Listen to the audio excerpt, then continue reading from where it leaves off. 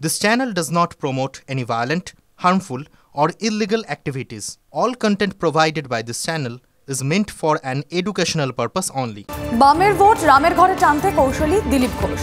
ঝান্ডার রং পরে দেখবেন, আগে বাংলাকে দুর্নীতিমুক্ত করুন, সকলে মিলে বিজেপিকে ভোট দিন, তৃণমূলকে সরাতে বামেদের ডাক দিলীপ ঘোষের। আপনাদের দায়িত্ব আছে এদেরকে তাড়াবার, তাই আমি বলছি রং করে দেখব, আগে এই ডাকাতগুলোকে সরাতে হবে। আসুন মোদির হাত শক্ত করুন, এদের সরিয়ে দেবো, তারপরে ঝান্ডার রং দেখব, তারপরে পার্টি দেখব, বিধানসভা আসবে, মিউনিসিপ্যালিটি পঞ্চায়েত ভোট আসবে, আপনি আপনার ঝান্ডা নিয়ে আপনার প্রতীকে নির্বাচন লড়ুন, কিন্তু আগে বাংলাকে দুর্নীতি মুক্ত করুন, ডাকাত চোর মুক্ত করুন। বিজেপি হাত শক্ত করতে বামেদের ডাক দিচ্ছেন দিলীপ ঘোষ। তার পরিপ্রেক্ষিতে কি বলছেন সুজন চক্রবর্তী শুনব। লাল ঝান্ডা দেখতে কেউ চাইছিলেন না তৃণমূল অথবা বিজেপি। এ বলে তৃণমূলকে ঠেকাতে বিজেপি, ও বলে বিজেপিকে ঠেকাতে তৃণমূল। আর আমি বলছি বিজেপি তৃণমূল এই দুই শক্তিকে ঠেকাতে লাল ঝান্ডা।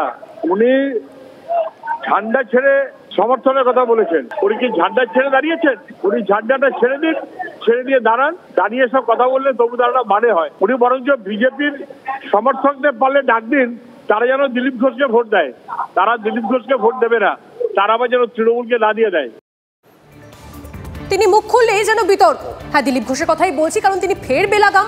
ভোটের কোনো ইস্যু নেই তৃণমূলের, এরপরে পাশ দিয়ে চলে গেলে কুকুরও দেখবে না, নাম না করে মুখ্যমন্ত্রীকে নিশানা করলেন দিলীপ ঘোষ। তিনি কি বলেছেন আপনাদেরকে অবশ্যই শোনাবো, তার পাশাপাশি তার পাল্টা অরূপ চক্রবর্তী তৃণমূল নেতা কি বলছেন শুনুন।